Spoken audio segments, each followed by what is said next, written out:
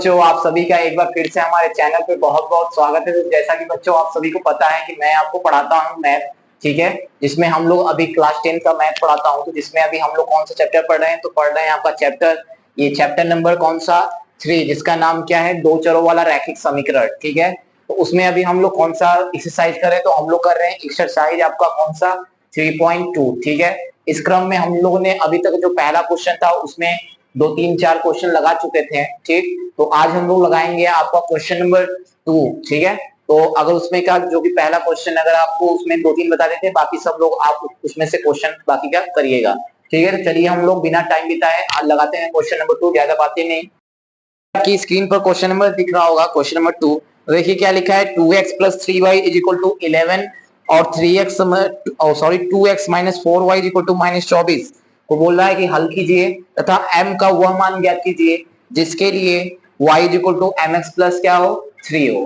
ठीक है, इसलिए देखिए आपको इस क्वेश्चन में करना क्या है, ये जो पहला वाला समीकरण दिया हुआ है ये, और ये दूसरा समीकरण, इन दोनों को आपको प्रतिस्थापन विधि से क्या करना है, हल करना है। और प्रतिस्थापन विधि से हल करने के बाद आपको करना क्या है, जो x और y का वैल्यू निकलेगा, इन दोनों को जब हल करेंगे तो उसको आपको इस वाले तीसरे वाले समीकरण में रख देना है।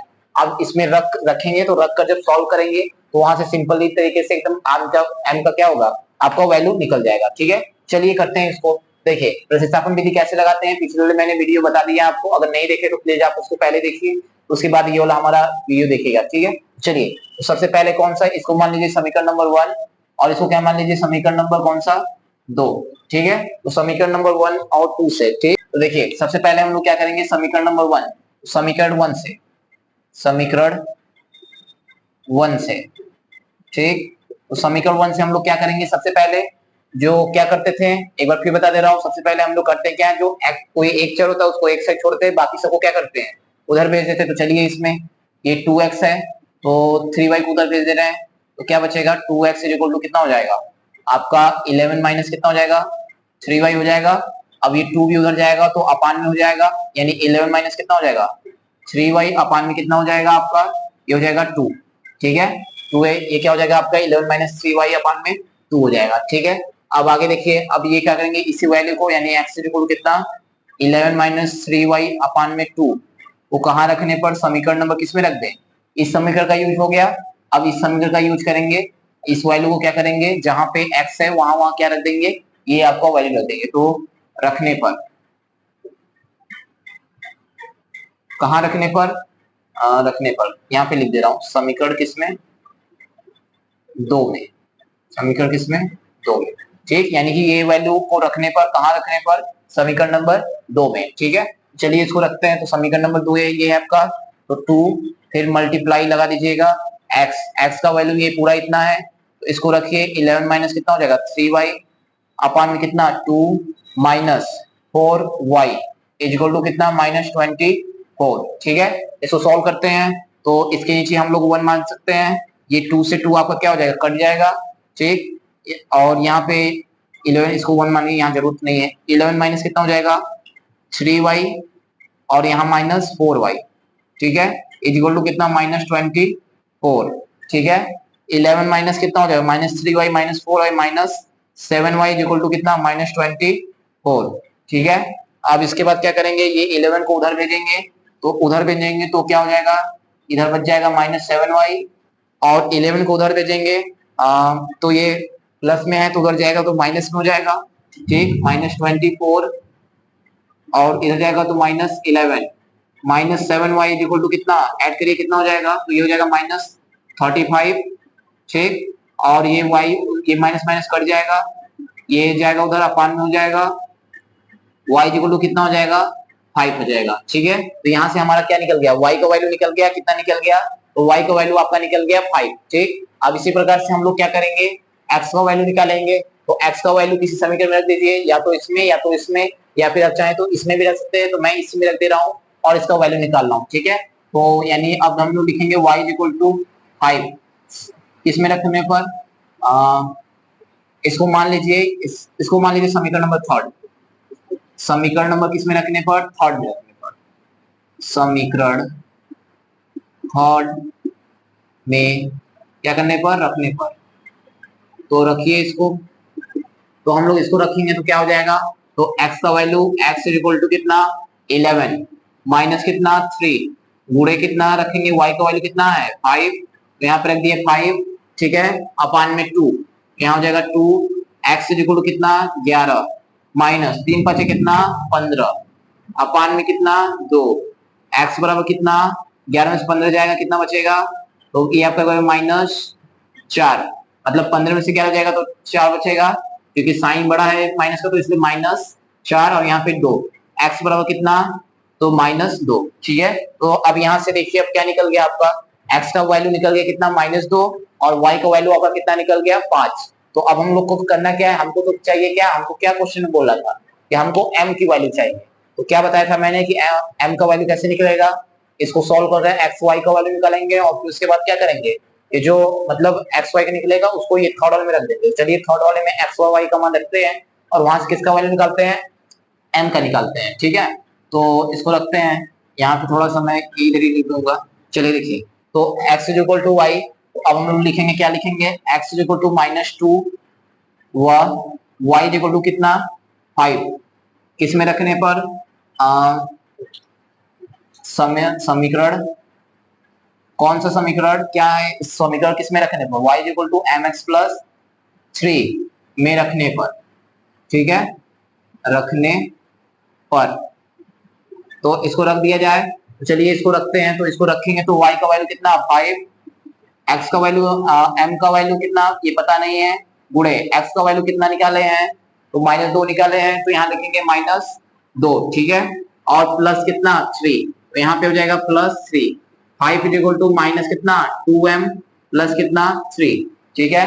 अब ये 3 इधर आएगा तो माइनस में हो जाएगा, यानी 3 माइनस कितना 2m, ठीक, इधर आएगा तो कितना हो जाएगा 2 इज इक्वल टू कितना -2m। तो बच्चों बहुत माफी मैं चाहता हूँ, दरअसल हुआ क्या कि बाहर बहुत तेज बारिश हो रही है, आपको आवाज सुनाई दिया होगा, तो इस आंसर को प्लीज मैं कर लेना, उसके बाद वीडियो को बंद करता हूँ। तो देखिए इसका जल्दी से आंसर क्या होगा, तो यहाँ पे हो जाएगा क्या आपका, ये आ जाएगा इधर अपान में, तो 2 अपान कितना हो जाएगा -2 और इधर क्या बचेगा m बचेगा, दिख रहा है कि नहीं आपको, वैसे उम्मीद थोड़ा बहुत कष्ट कर लीजिए, दिख रहा होगा। यहाँ से काटेंगे तो कितने में कट जाएगा एक बार में, और ये माइनस ऊपर, यानी m का वैल्यू कितना आ जाएगा -1, यही क्या आ जाएगा बच्चों आपका आंसर, ठीक है बच्चों। तो बच्चों उम्मीद है आपको ये क्वेश्चन समझ में आया होगा, थोड़ा सा दिक्कत हो गया यहाँ लाइट का, तो आप लोग उसको थोड़ा मैनेज कर लीजिएगा प्लीज बच्चों, ठीक है, आप लोग इसका स्क्रीनशॉट लीजिए। चलिए बच्चों आप लोग देख सकते हैं, दरअसल मैंने आपको जैसे बताया कि लाइट कट गई, बाहर बहुत बारिश हो रही है, बट फिर भी आपके लिए हम लोग करेंगे और वीडियो आपको और क्वेश्चन आज ही आपको बताएंगे कि कैसे क्या होगा, ठीक है। चलिए देखते हैं क्वेश्चन नंबर आपको कौन सा, क्वेश्चन नंबर नेक्स्ट जो कि क्या है, क्वेश्चन नंबर 3 आपके सामने स्क्रीन पर दिख रहा होगा। देखिए क्वेश्चन नंबर 3 में टोटल आपके कितने क्वेश्चन है, टोटल आपके जो है वो 6 क्वेश्चन है, ठीक। तो इसमें जो पहला क्वेश्चन है उसको देखते हैं क्या है आपका पहला क्वेश्चन, तो देखिए वो आपके स्क्रीन पर दिख रहा होगा। तो पहला क्वेश्चन लिखा है दो संख्याओं का अंतर जो है वो 26 है, ठीक है। अगर एक संख्या है दूसरी संख्या की है तो उसे दूसरी संख्या की 3 गुनी है, उन्हें ज्ञात कीजिए। यानी क्या है कि कोई दो संख्या उनका अंतर कितना दिया हुआ है 26 दिया हुआ है, ठीक है।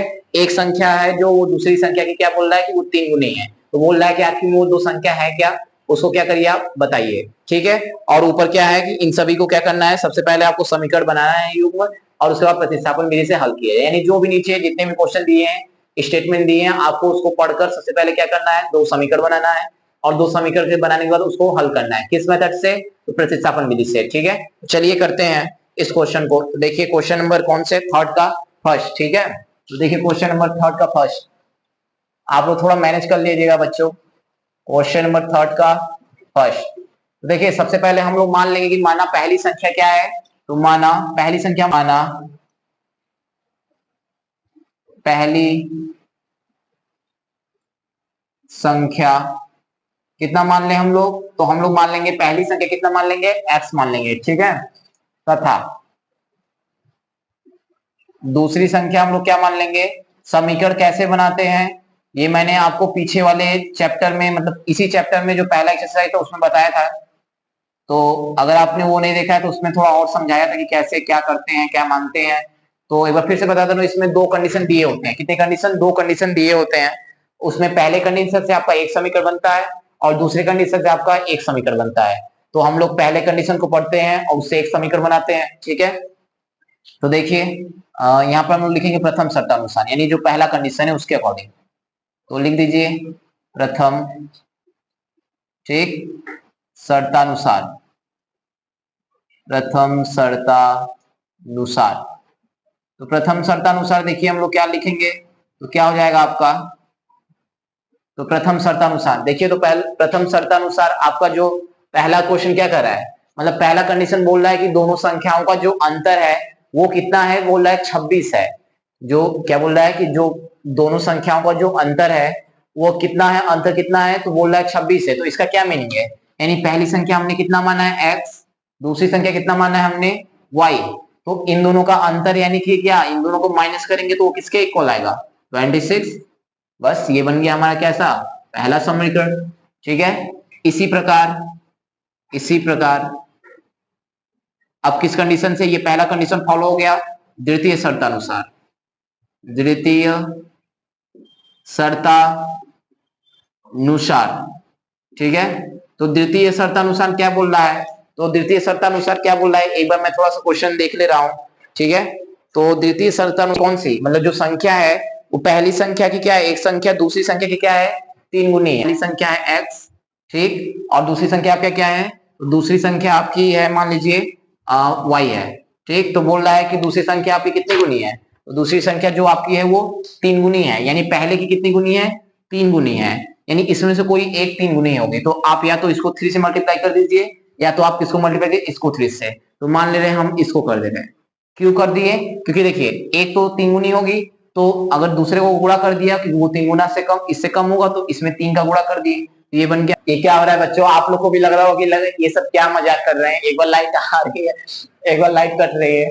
तो आज दरअसल बारिश हो रहा है इस सीजन से। चलिए छोड़िए, फिर से मैं हम लोग अपने फोकस करते हैं अपने क्वेश्चन पर। देखिए यहाँ पे x कितना हो गया, 3y हो गया। तो अब इसी को हम लोग क्या करेंगे, मान लीजिए इसको समीकरण नंबर 2। अब हम लोग क्या करेंगे, इसी वैल्यू को, अच्छा देखिए यहाँ पे तो बहुत इजी काम हो गया। पहले हम लोग क्या करते थे, किसी एक को इधर उधर करते थे प्रतिस्थापन विधि लगाने के लिए, बट यहाँ तो जैसे ही समीकरण हमने जो बनाया वो खुद एक एक दूसरे के अलग अलग है, यानी कि देखिए केवल इधर अकेले x है और इधर कोई एक नंबर है। तो हम लोग सिंपली करेंगे क्या, कि ये जो x का वैल्यू 3y है ये समीकरण नंबर 1 में क्या कर देंगे, रख देंगे। ठीक है, चलिए, यानी हम लोग यहाँ लिखेंगे x इक्वल टू 3y, समीकरण नंबर किसमें, समीकरण 1 में रखने पर। ठीक है, तो 1 में रखने पर, तो चलिए 1 में रखिए, यानी जहां पे x है वहां पे क्या रख देंगे, 3y। तो चलिए रखिए, तो यानी यहाँ 3y और माइनस कितना, y इक्वल कितना 26। इसको सॉल्व करिए, 3 में से 1 जाएगा, यहाँ कुछ नहीं है तो यानी 1 मान सकते हैं, तो यहाँ कितना हो जाएगा, 2y इक्वल कितना 26। ठीक, ये 2 इन दोनों के बीच में रिलेशन हमेशा मल्टीप्लाई होता है, तो यानी ये उधर जाएगा तो अपान में हो जाएगा 26 अपान में कितना 2, y इक्वल टू कितना हो जाएगा 13। ठीक है, तो y का वैल्यू निकल गया 13। अब ऐसे ही हम लोग x का निकालेंगे किसी एक में रखकर, या तो इसमें या तो इसमें, इसमें हमको ज्यादा इजी पड़ेगा, तो हम y इक्वल टू 13 किस में रखेंगे, y इक्वल टू 13 किस वाले में रख दें, समीकरण नंबर 2 में रख दे रहे हैं। ठीक, यानी y इक्वल 13 समीकरण नंबर किस में रखने पर, 2 में रखने पर। ठीक, तो 2 में रख दें, तो 2 में समीकरण 2 में रखने पर, तो देखिए समीकरण 2 में रखेंगे तो यानी यहाँ x इक्वल टू कितना हो जाएगा, x इक्वल टू क्या लिखा है 3, तो यहाँ लिखेंगे 3, फिर गुणा का चिन्ह लगाएंगे, फिर y, तो y का वैल्यू कितना है 13, तो यानी यहाँ पे जाएगा 13, तो x इक्वल टू कितना आ जाएगा आपका 39 आ जाएगा। ठीक है, यानी अतः अतः पहली संख्या क्या हो जाएगी, अतः पहली संख्या, तो पहली संख्या क्या माने थे हम लोग, पहली संख्या हम लोग क्या माने थे 39, x मान यानी 39, तथा दूसरी संख्या क्या हो जाएगा, दूसरी संख्या क्या हो जाएगा आपका, दूसरी संख्या पर आपका क्या हो जाएगा, दूसरी संख्या क्या हो जाएगा 13। यही क्या आ गया हमारा आंसर। ठीक है बच्चों, उम्मीद है कि आपको ये समझ में आया होगा। फिर से सुन लीजिए एक बार लास्ट बार।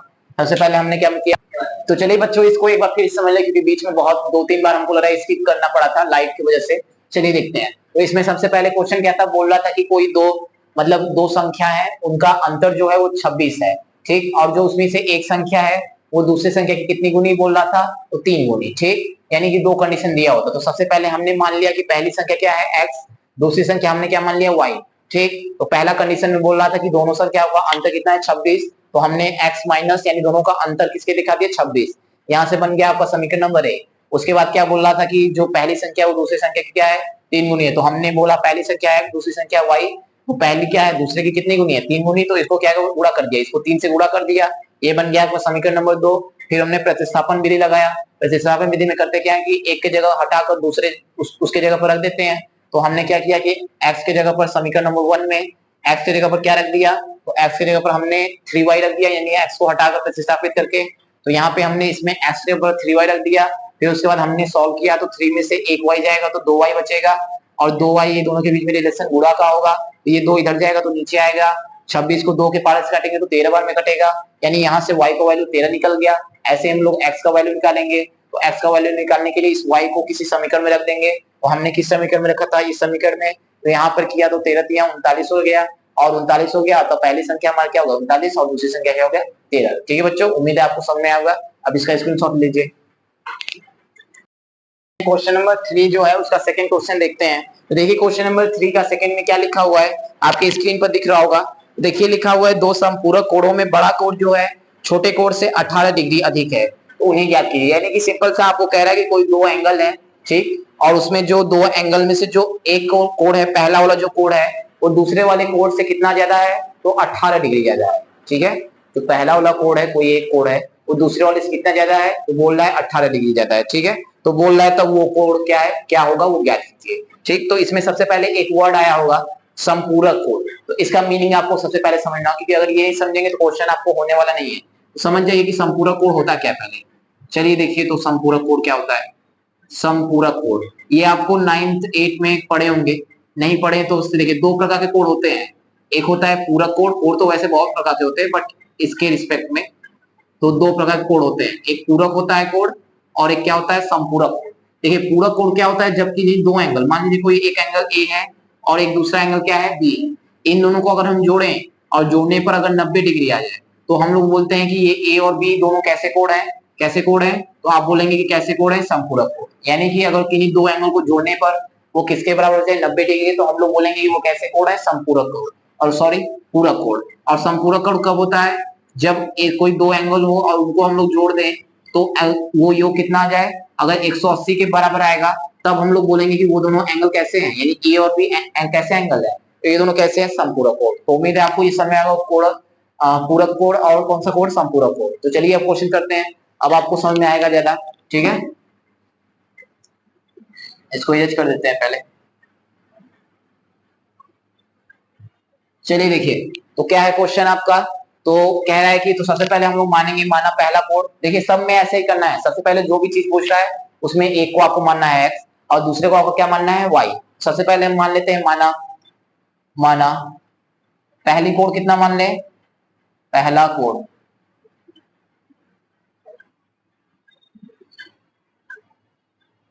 बराबर हम लोग कितना मान ले, तो पहला कोण कितना मान लिए x डिग्री। ठीक है, x डिग्री, तथा दूसरा कोण कितना मान लेंगे,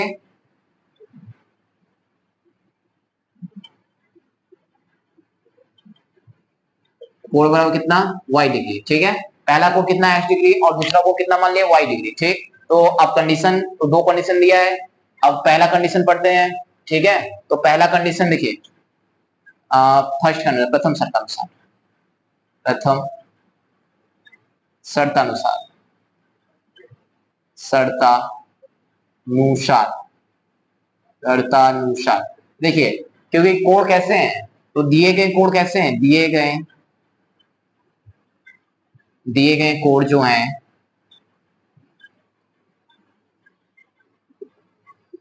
कैसे कोण है, क्वेश्चन में क्या दिया है कि ये क्या है, संपूरक कोण है। कैसे कोण है, संपूरक कोण है। ठीक है, तो संपूरक कोण है, इसका क्या मीनिंग, यानी कि अगर कोणों को जोड़ेंगे तो वो किसके बराबर आना चाहिए, 180 के बराबर आना चाहिए। अतः तो x डिग्री यानी पहला कोण, y डिग्री दूसरा कोण, दोनों को जोड़ेंगे तो ये किसके बराबर आना चाहिए, 180 डिग्री के बराबर आना चाहिए, समीकरण नंबर 1। इसी प्रकार, इसी प्रकार पहला समीकरण हमारा बन गया। इसी प्रकार कौन से कंडीशन के अकॉर्डिंग, द्वितीय शर्तानुसार, तो द्वितीय शर्तानुसार। ठीक है, तो द्वितीय शर्तानुसार क्या हो जाएगा हमारा, ये हो गया पहला कोण, आई मीन पहला समीकरण, ऐसी द्वितीय शर्तानुसार में क्या कह रहा है, बोल रहा है कि जो पहला कोण है वो दूसरे वाले से कितना ज्यादा है, 18 डिग्री ज्यादा है। यानी कि जो पहला कोण, मान लीजिए पहला कोण कितना है, x डिग्री, बराबर लिख दे रहे हैं, दूसरा कोण कितना है, y डिग्री। तो बोल रहा है जो पहला कोण है वो दूसरे वाले से कितना ज्यादा है, 18 डिग्री ज्यादा है। तो बताइए ये वाला तो ज्यादा है ही 18 डिग्री, तो अगर हम इसमें 18 जोड़ेंगे तब तो ये और ज्यादा हो जाएगा, समीकरण क्या बैलेंस हो पाएगा, नहीं। तो हम लोग 18 इसमें ना जोड़ेंगे, किसमें जोड़ेंगे, इसमें जोड़ेंगे। तो यानी यहाँ क्या हो जाएगा, यहाँ पे हो जाएगा 18। ठीक, इसको इधर बुला लीजिए, तो x डिग्री, ठीक है, और इधर आएगा तो माइनस y डिग्री, बराबर कितना हो जाएगा, ये हो जाएगा 18 डिग्री। ठीक है, तो ये हो गया 18 डिग्री। या फिर यहाँ भी ये वाला लाइन स्टेप करिए मत, क्योंकि इसका कोई मीनिंग अभी है नहीं, आप बस इतना पर ही कर दीजिए। ठीक, तो ये बन गया आपका समीकरण नंबर 1 और ये बन गया समीकरण नंबर 2। अब देखिए अब करेंगे क्या, प्रतिस्थापन विधि लगाएंगे, यानी कि अब इसको किसी, अब देखो तो लगाएंगे तो क्या होगा, ये जहां पे अब समीकरण नंबर 1 में x के डिग्री की जगह क्या लिख दीजिए आप, y प्लस 18 डिग्री लिख दीजिए। ठीक है, y प्लस 18 डिग्री रख दीजिए और वहां से वैल्यू निकालते हुए यानी लिखेंगे समीकरण 1 में, समीकरण 1 में क्या रखने पर, x डिग्री बराबर कितना रखने पर, y डिग्री प्लस 18 डिग्री रखने पर। ठीक है, तो चलिए रखते हैं 18 डिग्री रखने पर। तो यहाँ पर हम लोग रखेंगे तो क्या मिलेगा बताइए, समीकरण 1 में रखते हैं तो यानी x डिग्री की जगह इतना रख दीजिए, y डिग्री प्लस कितना हो जाएगा 18 डिग्री, प्लस कितना है y डिग्री, ये जोड़ कितना है 180 डिग्री। ठीक है, जोड़िए एक और एक यानी 18 डिग्री, प्लस मिलकर कितना हो जाएगा 2y डिग्री, बराबर कितना हो जाएगा 180 डिग्री। ठीक, ये उधर जाएगा 18 तो माइनस में हो जाएगा, 2y डिग्री बराबर कितना 180 डिग्री माइनस कितना 18 डिग्री। ठीक है, समझ में आया, इतना हो जाएगा। चलिए अब इधर देखिए, तो ये हो गया इतना। अब आगे देखिए, अब इसके बाद आपका ये जाएगा, घटाएंगे तो कितना हो जाएगा 2y डिग्री बराबर कितना हो जाएगा 180 में से 18 जाएगा, कितना बचेगा, तो आपका बचेगा कितना बताइए, 162 बचेगा क्या, ये बचेगा आपका 162 डिग्री। ठीक है, y डिग्री बराबर, इसको उधर ले जाइए तो अपान में हो जाएगा, तो यानी 162 डिग्री अपान में कितना 2 काटिए, तो y डिग्री बराबर कितना हो जाएगा, ये आ जाएगा आपका 81 डिग्री। ठीक, यानी y का वैल्यू कितना आ गया, आपका 81 डिग्री। ऐसे किसी अब किसका निकालना है, x का, तो किसी समीकरण में रख दीजिए, इस y का वैल्यू तो किसमें रख दें, इसमें रख दे रहे हैं, तो लिखेंगे y degree is equal to कितना 81 डिग्री, समीकरण किसमें रखने पर, समीकरण किसमें रख दें, ये समीकरण नंबर 2 में रख दे रहे हैं, समीकरण नंबर 2 में रखने पर। ठीक है, तो समीकरण नंबर 2 में रखते हैं, तो देखिए क्या रखेंगे, तो आपका क्या हो जाएगा x डिग्री बराबर y डिग्री किसके इक्वल है 81, तो यहाँ लिखेंगे 81 डिग्री प्लस 18। ठीक है, तो 18 डिग्री है ना, तो ऐड करिए तो कितना हो जाएगा, x डिग्री इक्वल टू कितना हो जाएगा, ये हो जाएगा आपका 99 डिग्री, कितना हो जाएगा 99 डिग्री। ठीक है, x का वैल्यू, अतः अतः पहला कोण कितना हो जाएगा, पहला कोण कितना हो जाएगा, तो ये हो जाएगा बराबर 99 डिग्री, तथा दूसरा कोण कितना हो जाएगा, दूसरा कोण कितना हो जाएगा, ये हो जाएगा आपका 81 डिग्री। बस ये क्या हो जाएगा आंसर। ठीक, तो समझ में आया बच्चों, तो ये था आपका क्वेश्चन नंबर 3 का सेकंड। ठीक, एक बार फिर से समझ लीजिए, सबसे पहले क्या कहा था, कोई दो कोण है, ठीक, और दोनों कोण का जो दोनों कोण है वो कैसे कोण है, संपूरक कोण। तो संपूरक कोण क्या होता है, ऐसे कोण जिनका, अगर आपको, आप कहीं नोट कर लिख लीजिएगा अगर आप भूल जाएंगे, तो कोई ऐसे दो कोण जिनका अगर योग 180 हो तो उन दोनों को क्या बोलते हैं, संपूरक कोण। अगर 90 होता तो क्या बोलते हैं, पूरक कोण। ठीक, तो अगर संपूरक कोण होंगे तो यानी कि दोनों को जोड़ेंगे तो 180 के बराबर आएंगे, समीकरण नंबर 1 बन गया। और उसके बाद बोला था कि एक कोण दूसरे कोण से 18 डिग्री ज्यादा है, तो x जो है इससे ज्यादा होगा, तो यहाँ से भी एक समीकरण बन गया इसको। तो अब इस वैल्यू को उसके बाद प्रतिस्थापन के लगाएंगे, प्रतिस्थापन विधि में क्या हो जाएगा, इस वैल्यू को हम लोग दूसरे में रख देंगे समीकरण, यानी x के जगह पर ये y प्लस 18 रख देंगे, तो यहाँ से एक समीकरण बनेगा, इसको हल करेंगे तो y का वैल्यू कितना कैसे निकल जाएगा। फिर x का वैल्यू निकालने के लिए y का वैल्यू किसी समीकरण में रख देंगे, तो इसमें रख देंगे, तो x का वैल्यू कितना आ जाएगा 99। तो पहला कोण हमारा क्या हो जाएगा 99 डिग्री और दूसरा कोण क्या हो जाएगा 81 डिग्री। ठीक है बच्चों, स्क्रीनशॉट ले लीजिए इसका।